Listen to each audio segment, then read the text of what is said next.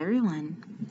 In this video, I wanted to share with you one of my newest art pieces, which is titled Turtle, Seer of the Seas.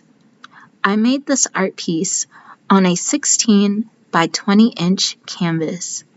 I used acrylic to paint the turtle and the other scenery of the piece, and I also incorporated sequins and glitter glue. What made me want to create this piece is I'm at a stage where I would like to explore making art pieces about animals. I hardly have any art pieces of animals that I've made, and I know where that came from. It came from when I was a child. As a child, I really wasn't into animals. There were two things that I said I did not want to be. One was a teacher, and the other was a veterinarian. I think it may have stemmed from wanting to be different from the other girls in my class. They would draw horses, they would draw kittens and dogs, and I just stuck to drawing people because I did not want to be like them and draw animals. However, one thing that did make me somewhat interested in animals was a show called Crap Brothers. And in one of their episodes, they had an episode about sea turtles. And they showed the sea turtles being buried in their eggs in the sand. And as they hatched, they had to dig themselves up out of the sand. And they had to make it to the ocean. Now, as they dug themselves up out of the sand, there were predators that were waiting to devour them before they could even make it to the ocean. So as soon as their life began, their life could end in a second.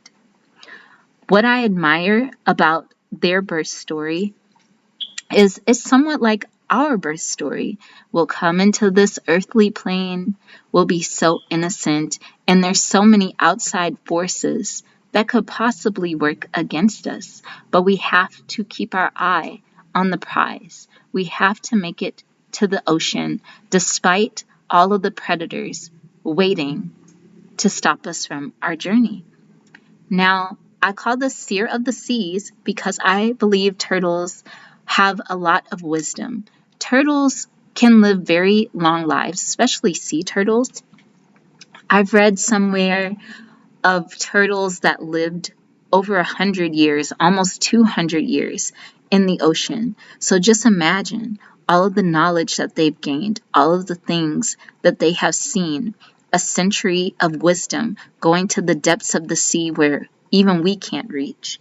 That's why I made this painting look like a mixture of vibrancy with all of the circles and colors and turtles just swimming freely, but also just the agedness of the turtle. It was somewhat of a challenge trying to get all of these different textures.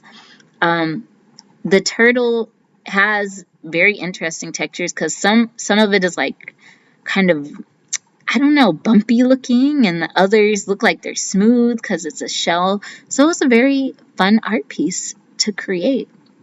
At one point in my life, I did have a small turtle.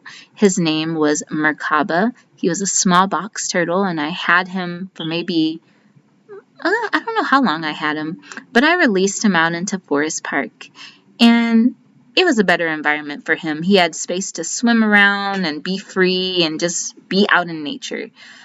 But one of the other things that I've done on this channel related to turtles is I did a book review on a turtle, and it was called The Legend of Mackinac Island, which talks about the history of Mackinac Island and how it was formed, according to legend, on the back of a turtle.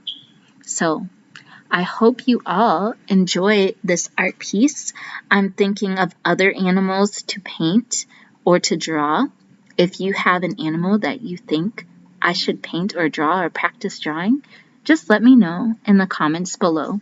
One animal that I'm kind of leaning towards is giraffes. I think giraffes are so beautiful. I also love ostriches and hippopotamuses and different things. But I may, for a while, start focusing on sea turtles, because right now I'm in the vibe where I just want to read a lot about the sea. So you might see more pieces about the ocean coming out pretty soon. So thank you everyone for listening to this video, and have a wonderful, wonderful, happy creative time.